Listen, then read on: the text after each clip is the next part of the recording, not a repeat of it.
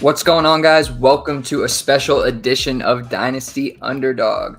We are here for a post NFL draft, rookie mock, Superflex, tight end premium. Let's get right into it. We'll bring up the board. We said we were going to start this at 9 p.m., so I may as well get it started. 8:59. That's good enough for me. Okay. Let's go. All right, so hopping into this right now. This is actually a bunch of our Discord members. Super stoked to have them all here for this live rookie mock. How you guys doing? Doing good, man. Excited to do it. Got 4 DU League rookie drafts going on at the exact same time I'm doing all this. So waking up to that this morning was interesting. It was a lot. It was a lot. Yeah, it was it is only a in lot. 2 leagues. So it was a lot. Yeah, Jake was just asking me. He's like, you should probably spread those out a little bit. And I was like, no, I don't know. I kind of enjoy the chaos. I think it suits me well. So yeah, I mean, while we get into this here, the first couple of picks are going to be pretty chalk. We know what's going to happen here, and we'll talk about anything kind of crazy that goes down. But anyone have anything kind of from the NFL draft from the day 2, day 3 that really stood out to them? What was that? I don't know. That is Sleeper going absolutely crazy. Maybe I should turn off the sound. That was wild. Yeah, there is definitely some interesting guys who dropped, I think, a lot lower than I was necessarily planning. Thinking of dudes like Brendan Rice, even Javon Baker dropped a little bit further than I was expecting. Malik Washington, Taj Washington. The list could probably go on and on. There were just some interesting dudes who just got pulled up into spots that I just didn't think of. Yeah. You know what Bubs means? Bub means. Like I had never heard of that dude before. So I guess that was helpful. But yeah, what about you guys? I mean, we lost Uriah on video for a second here, but I'll throw one out. I mean, I was happy with Benson, its landing spot. Like I wasn't super surprised, I guess, but just it ended up being such a good landing spot where he can really, I think, gain that opportunity that we're looking for. So it was pretty early on too in the draft. So love the DC, love the landing spot. Pretty stoked about that. You're right. You got anything that kind of stood out to you? Yeah, I mean, there's a handful of things, but like you have like Jalen McMillan went in the 3rd before. I don't know, like Javon Baker in the 4th, right? And then you're on the clock here in the mock. You know that, right? As you're talking right now. How much time do I got? Amazing work. Amazing work. You got easy. Yeah, well, this is easy up here. Another draft of neighbors. I'll take it. Oh my God. I don't wait. So you know what? I'm stopping you. I don't care about your surprises. Why are we fading these quarterbacks right now? Why are you fading Jaden Daniels and or Drake May? I don't care. Pick. Well, Drake May's not good. Okay. Jaden Daniels, he's Washington Redskins, and this is a mock. But honestly, just because I think that Malik Neighbors is going to last longer than either of those quarterbacks in the league, the hit rate is kind of scary. So, and there goes my camera again. Huh. So you're not worried about the landing spot with the Giants at all? I'm going to have to tough it through 1 year before Daniel Jones is gone, and then hopefully whatever. He's still going to get like the majority of the targets. Even if Daniel Jones sucks, which he does, but I mean, if he gets 100 targets a game, like or a year, then we're good. So I'm in the same boat, honestly. I think that's a pretty logical way of looking at it in terms of just like his overall usage is going to be incredibly high. His target share is going to be probably much higher than your average wide receiver 1 on other teams, just given his competition. I still have him probably at 4. I think I still have Jaden Daniels at 3 personally. I would probably switch 3 and 4 right now. That's probably about it. But yeah. Otherwise, this is a pretty standard start. We actually have, like we were talking about, our DU listener leagues going right now, actual real drafts, and they did not all go this way. We saw Marvin Harrison go 1 overall, Caleb go 2. We saw, I think, Jaden Daniels and Drake May fall past Roma Dunze as well. Yeah. I saw Drake May go I got to select Drake May, I think 108 or 109 Yeah, I think after so. JJ McCarthy. So, you know, the feeling that Uriah has here of Drake May either not being good or the situation being terrible, that he's not the only one, right? I mean, how do you feel about the situation for Drake May? I don't feel as bad about it, Jake, as Uriah and others seem to. I don't think it's bad at all, honestly. I don't know what is really the biggest cause for concern. Is it, just having a relatively young, low floor wide receiving group? Like, overall, I guess some of the questions could be pointed at talent, but I don't personally have them. I think a lot of his concerns this past year were due to relatively depleted wide receiver room in North Carolina that didn't really produce a lot of talent to begin with. Most of the guys that he actually had his best relationships with left the year prior in Antoine Green and Josh Downs. So he was basically left with Tez Walker. And by all means, like, Tez is probably I know Antoine Green basically turned into nothing, but I would probably say Tez Walker was the worst of the three, to be completely honest, at least at Wow. UNC. I know it's pretty crazy to say, It's but heavy shade. Yeah, I'm pretty anti Tez Walker. No offense to him, but no, that makes sense. That makes a lot of sense. I mean, yeah, no, I get it. I don't think the situation is that bad either. I do think that it's a good situation where he could potentially sit behind Brissett, get that time to develop. They don't need him to go in this year unless he absolutely proves it. And, you know, everything I've heard from him coming out, and I'm sure it can be Patriots bias, but what it is that I'm hearing everything because I listen to Patriot stuff, and he just sounds really, really good, like way better than Mac Jones ever sounded, and just in the confidence and kind of the care and like just how he kind of looks at preparing in the game and everything. So I'm definitely interested in May if people are going to be fading him. That didn't happen here. Excuse me. I'm a little interested right now, though, in Brian Thomas dropping to 110. We have Ladd McConkey, who went to the Chargers, a great landing spot, no doubt. Brian Thomas, Jacksonville, went day one. What's going on there? I mean, McCarthy went 108. That's pretty, that's straightforward. We don't need to really get into that. What's going on with Brian Thomas and I guess just Brian Thomas falling? I think it's just kind of like pick your flavor at that point. They both went to pretty good landing spots. Obviously, McConkey, I think McConkey has more of a clear shot to, because right now, right, Quentin Johnson, like nobody likes him, and they have nobody else there, really, like Trey Palmer. So I can see why somebody would like McConkey's landing spot a little bit more than Brian Thomas's. I don't see it that way, but I mean, there's no way I could throw shade at picking McConkey over Thomas. Like it's fine. It's kind of like what do you prefer? Yeah, I'm kind of in the same boat, honestly. Personally, I do think that the better athlete, the better situation for a player to rise up into that true wide receiver one is still probably Jacksonville, just because I think that's a long-term solution there for Brian Thomas. We've seen Christian Kirk kind of play into that role when necessary, but then we saw him fade out of it pretty quickly last year. In LA, I do think that this will probably be an interim situation for Ladd. I don't expect their wide receiver room to be this bad moving forward. And if it is, more power to Greg Roman and Harbaugh. If that's what they're prove a point. If that's what they're willing to ride out with, like, God bless them. Maybe they're sadists like Dable and Shane. But it's pretty wild out there.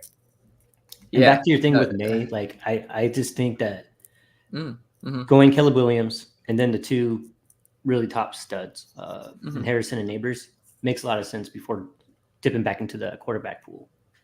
So I mean, if you think that fading May is him not going until the 4th or 5th, like I just don't agree with that so much. No. I don't think fading May is 4th or 5th. That's kind of where he was going anyway.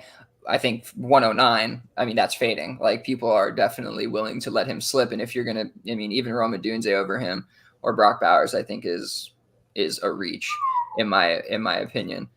So yeah, I mean, I do want to talk about the turn here a little bit. I do think McConkey, I'll say, is it's maybe being overblown, like the wide receiver one stuff. Sure. Yeah, make sure your eye are up. I do think the wide receiver one stuff is a little overblown, kind of what Jake was alluding to. I'm moving on here. I'm having a little bit of trouble with these quarterbacks, Penix and Bo Nix, who I feel like really should be the first round pick, or definitely Nix, who's probably going to start. And I just can't seem to do it. You know, I took Jonathan Brooks, who running back 1 in the class. I think that's fine. It's a reasonable take, right? But what do we do with the quarterbacks, man? Well, where I see him going right now, you got Penix at the early second. You got Nix still pretty early second. Like, I think from the majority of our Superflex drafts, you're going to see that, right? People are going to have Jalen Daniels ahead of both those players. You're going to have May ahead of both those players. The NFL had him over both those players. And then you have really good prospects like McConkey and Thomas and Worthy, Brooks. And then I think that's when Penix and Nix are going to come in. And, you know, I think that's fine. I like that Benson pick for you, Uriah. That's a strong pick. I really like Benson's landing spot. I think a lot more than others.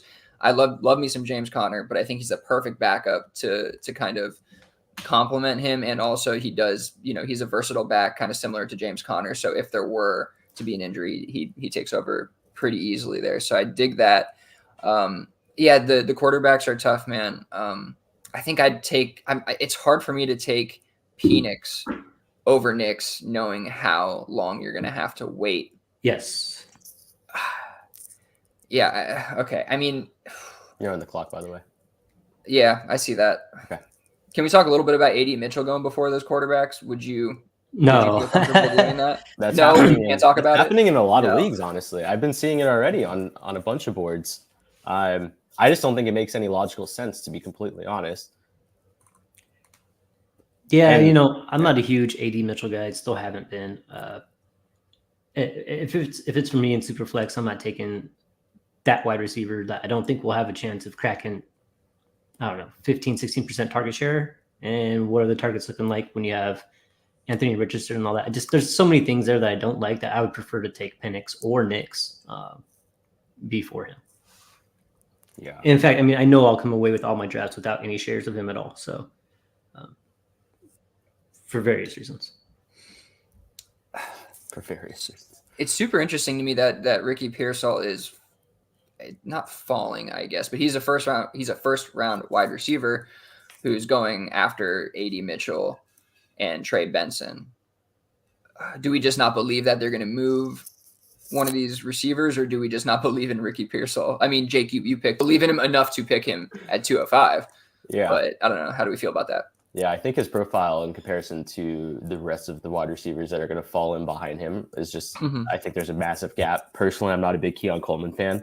I think that his landing spot is just as appealing if we're comparing just straight up landing spots, because I do believe that the 49ers will make a move before the start of the season where it's probably going to be Deebo Samuel moving is my best guess. I know a lot of people have already brought up the Brandon Ayuk for rookie year usage and talking through how Shanahan basically gets receivers adapted to the league. I could see that's why Pearsall maybe drops a little bit further into the second than others would. But I think that this is great value. Somewhere between the 203 to 205 feels like exactly where we should be getting Pearsall. Yeah, definitely fair.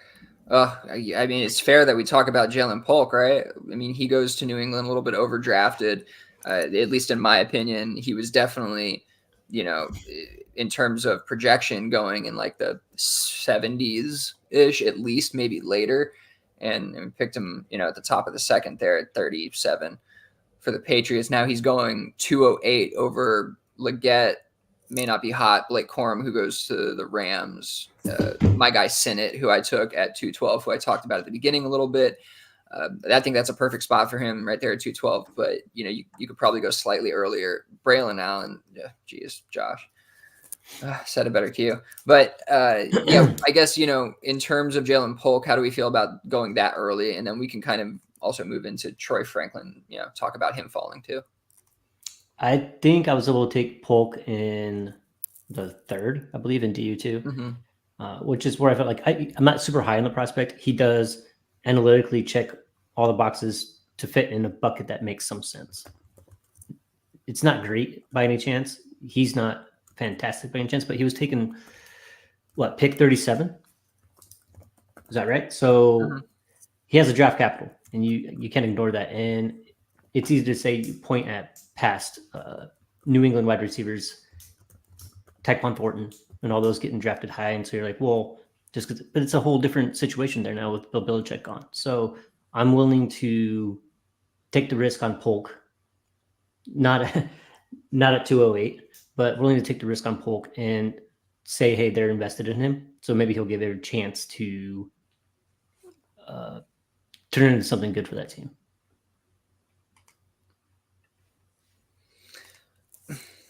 And the same thing Baker. with Legette is the Carolina Panthers, they traded up into the first to snag him, right? So you have to pay attention to those things.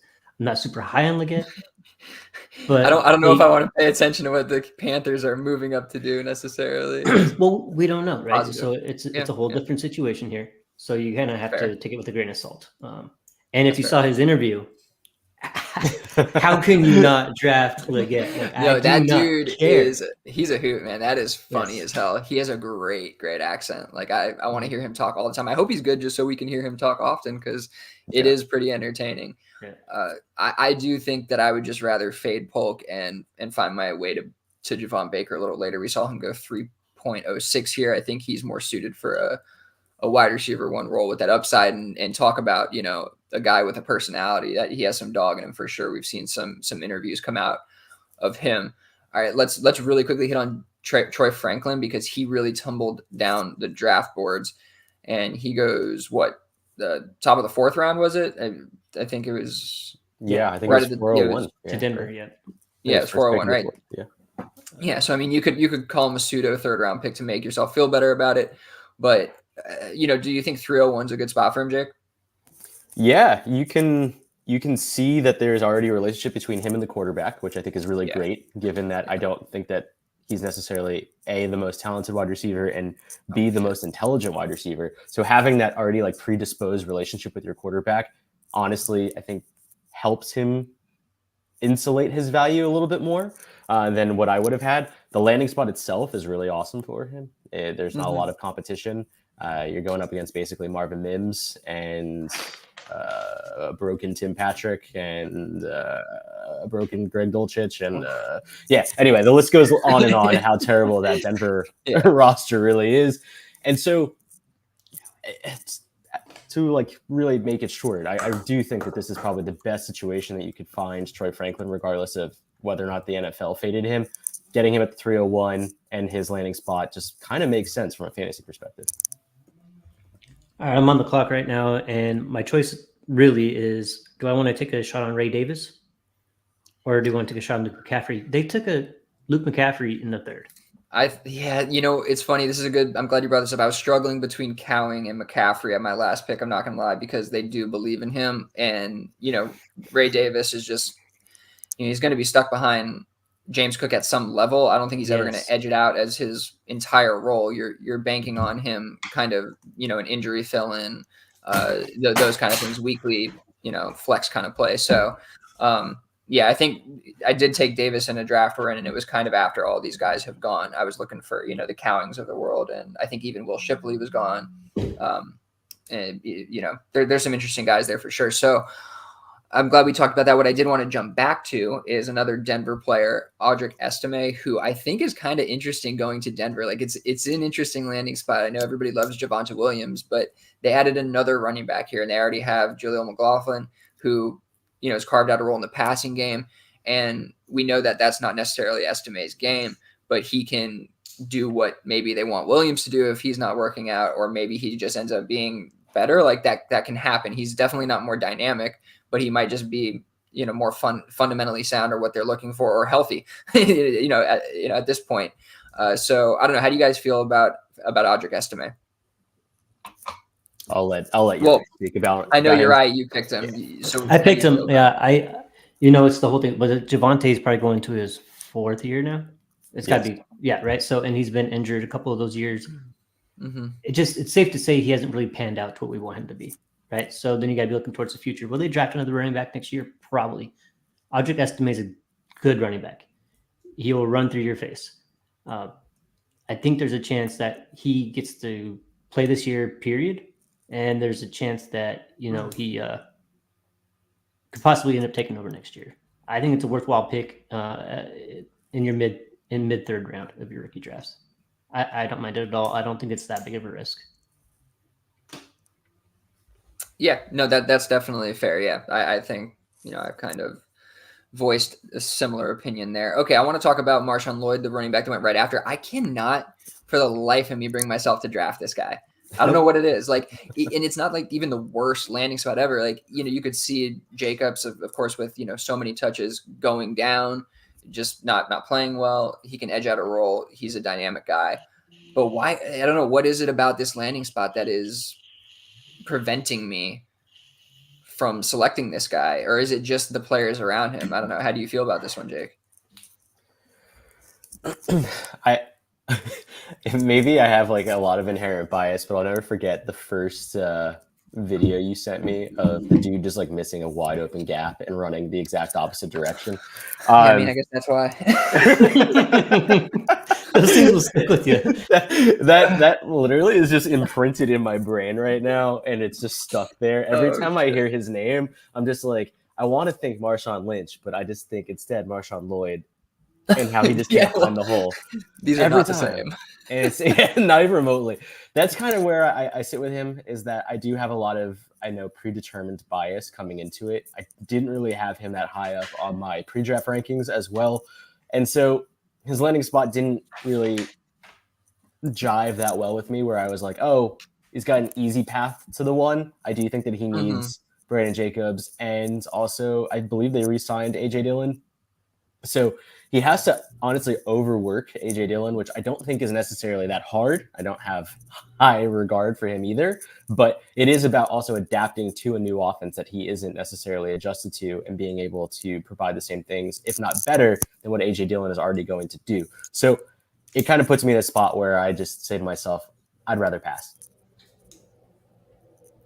That makes a lot of sense. I think I'd be comfortable with like Malachi Corley even in that spot at 304. I'd be comfortable with him before most of these guys, honestly. I guess Burton, if there weren't any concerns, you'd be completely fine with him over all these guys.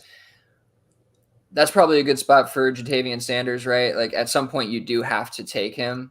Like, are you comfortable taking him in the middle of the third? I know that we're pretty low on him as a group, but where would you be comfortable taking him? Is this good? Yeah. Sure. Yeah. Yep. Damn, Jake's so underwhelmed. Yeah, I don't think that his tape is really that great, to be completely honest. And at the end of the day, he was his ADP pre-NFL draft was like somewhere sitting in like the 205 to 207 range. It was honestly borderline insane, and I was just happy to watch him get picked by other people. Sitting here in the mid third, okay, sure. I think in DU2 he went at the 212 or something like that. Yeah, I don't know. He's pretty underwhelming. I think most of this tight end class is pretty underwhelming after Sinnott. I could see maybe Theo Johnson being a slight sleeper here later in the draft. I like that, yeah. But that's about it, honestly. Yeah, I'm not a Cade Stover guy. We were talking about this, I think, just before we hopped on. Uri was asking me, and I don't see it. And even in Houston with his, former teammate in Stroud, it's just he's not going to be able to carve out enough of a role, in my opinion. But I do like the Spencer Rattler pick at 310 for the same person here. I think that New Orleans spot's pretty good. Like, I don't like Spencer Rattler, but just the opportunity there, I think at the end of the third round, this is where you take those guys and take a shot at these QBs, right? Like, over like a Jaheim Bell. I mean, I even don't mind him over a Jacob Cowing. Like if he carves out a role, he'll be supremely valuable in comparison. So yeah, that doesn't bug me at all. I don't love the Bucky Irving landing spot in Tampa Bay. It's not encouraging at all, especially behind Rachaad White. So I'll avoid him even. I'll let somebody else have him. And if he works out, I guess that's too bad for me. Talk to me a little bit about Will Shipley here over, a guy like Ray Davis, Jake, and, even I kind of like the Dylan Lobby landing spot, man, in Las Vegas. Like he has a clear cut role there. Like Zamir White and him play two completely different games. And so I like what Lobby does. Talk to me about Shipley in Philly.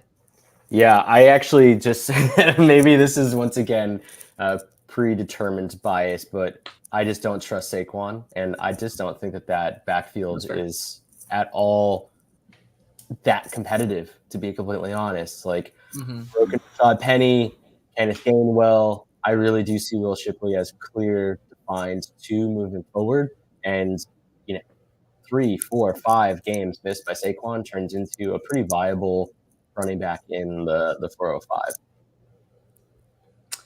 All right, yeah, that's fair. All right, you convinced me. You kind of sound like a disgruntled ex though, when you're like, I don't trust Saquon. I really don't. He's cheated on me so many times at this point that I just don't believe that he's a very faithful man. So yeah. Exactly, literally. Fool me once. Shame on you.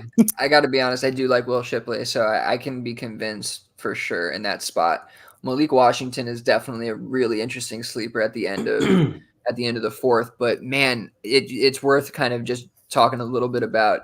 Jake mentioned at the beginning the USC wide receivers. Caleb Williams doing so well, and then his wide receivers just being nearly undrafted. Oh yeah, almost undrafted is just a shocker to me. I thought Brendan Rice, much better than where he got picked in the draft. But I mean, landing spot's not bad, right? Like if QJ doesn't work out, he can carve himself a role out there for sure. Or if he just outworks him, outplays him, which I think is totally possible. And then Ladd McConkey obviously being the pseudo one there for the time being.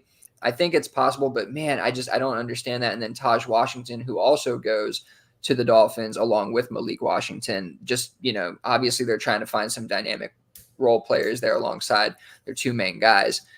But yeah, I don't think we can draft Taj Washington anymore. You can pick him up on waivers if you want. Totally fine. I think I'd be comfortable with that if I miss out on Malik Washington, which you probably will in plenty of spots. I like the Kamani Vidal landing spot in LA for the Chargers.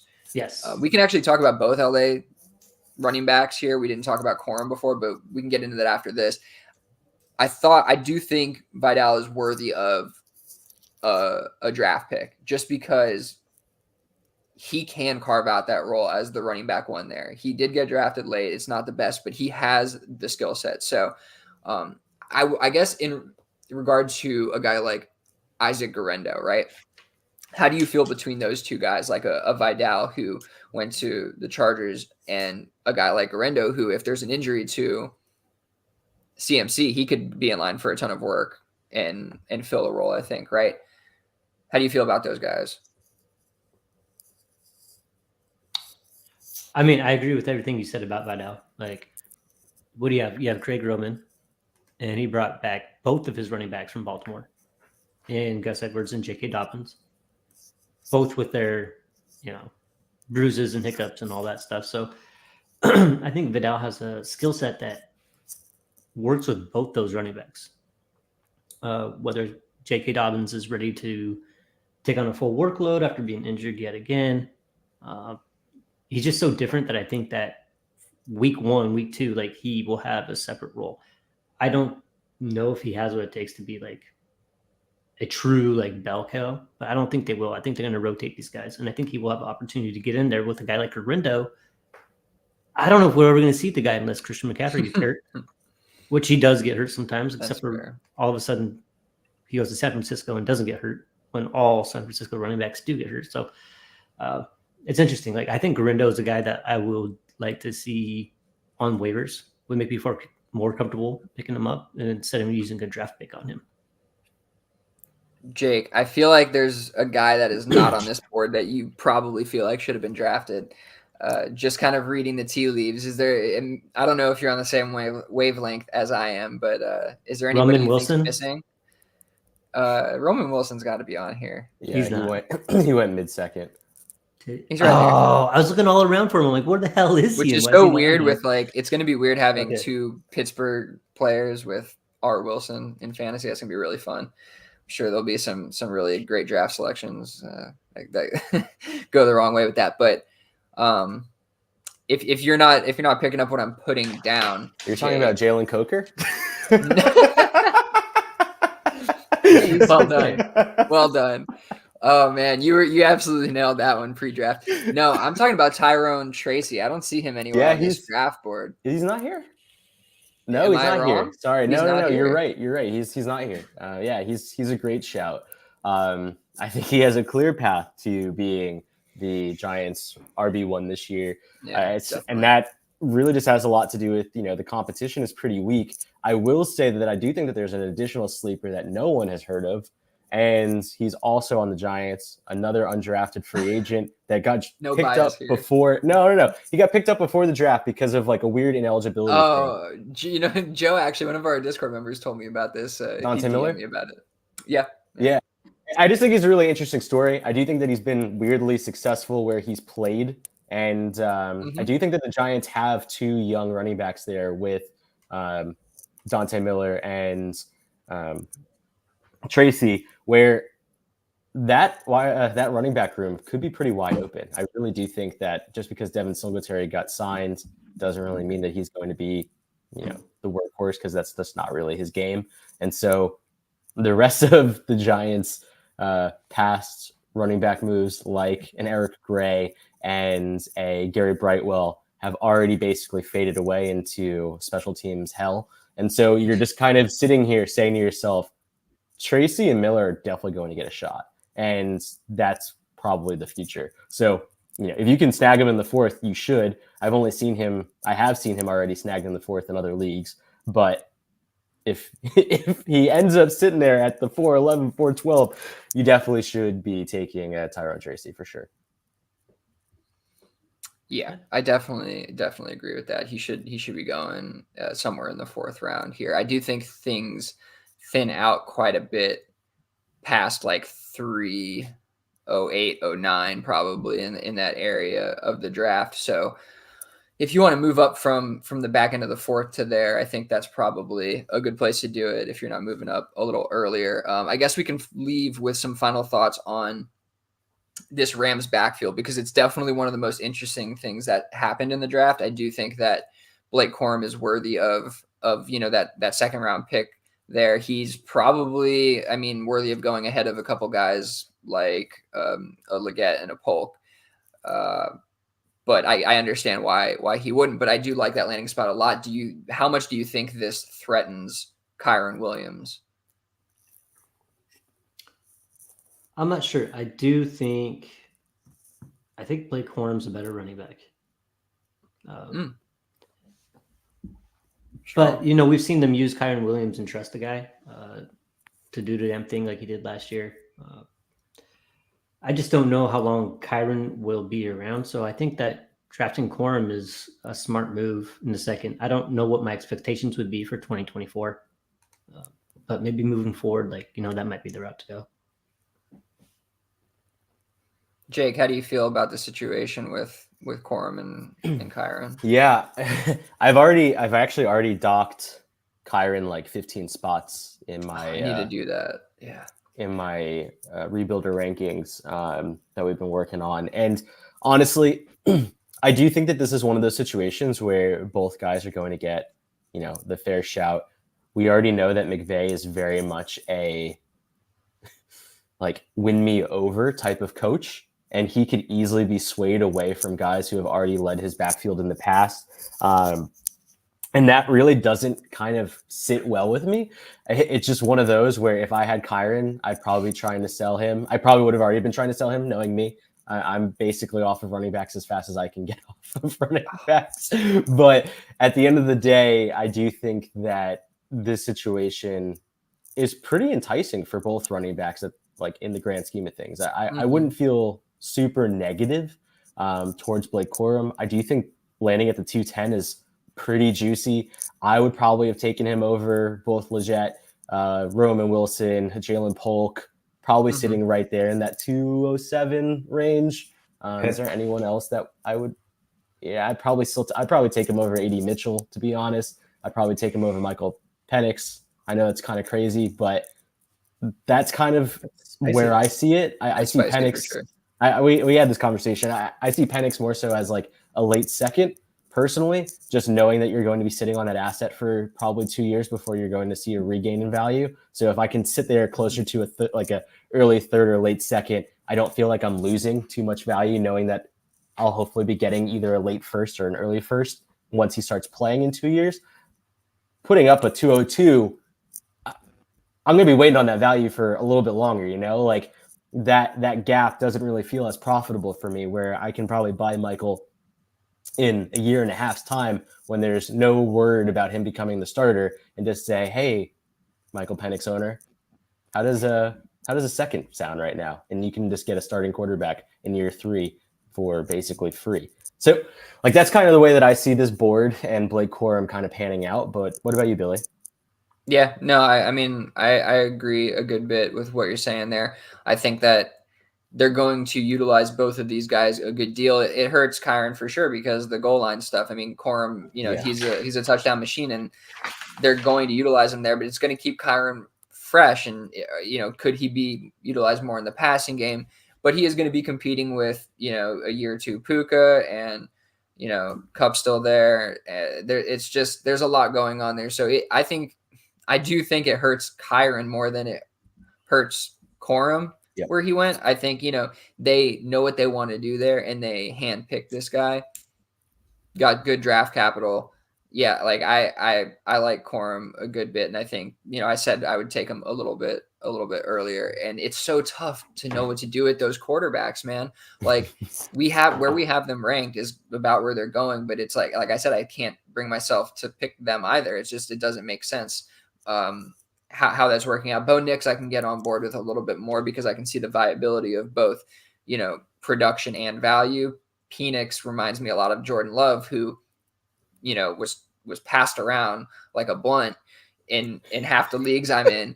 It's just true. You could throw him in a deal as a throw in and get it done. And that's how I got him in one league and then traded him away. And it's crazy. And that just reminds me a lot of Michael Penix, where I think what you were saying, you can get him for a value later. So that's kind of how I'm seeing it. So maybe he does need to move down in our rankings a little bit towards the mid second, just because that's really how we feel. And if we're not going to actually pick him there, then we should actually rank him where he belongs. So yeah, this has been really good, guys. Thank you for joining. I really appreciate our Discord members, everybody for participating in this live rookie mock. I wanted to do one right after the draft because I do think, you know, the emotions are running high, and there's a lot of drafts going on right now. And so I think it's good. This is actually a really good example of what we're seeing in a lot of drafts, minus 1 or 2 picks here or there. But for the most part, this is a really good example of what we're seeing in our drafts. So yeah, thanks everybody for tuning in. You can catch us all on Twitter at Jake Abrams, at Uri Dawkins, at Willie Beeman DFF. Follow the pod at Dynasty Underdog. Please hop over to our YouTube channel and subscribe. Please. It's super, super easy. All right. That's all. Join the Discord if you want. Peace out, fam. Have a good night. Take it easy.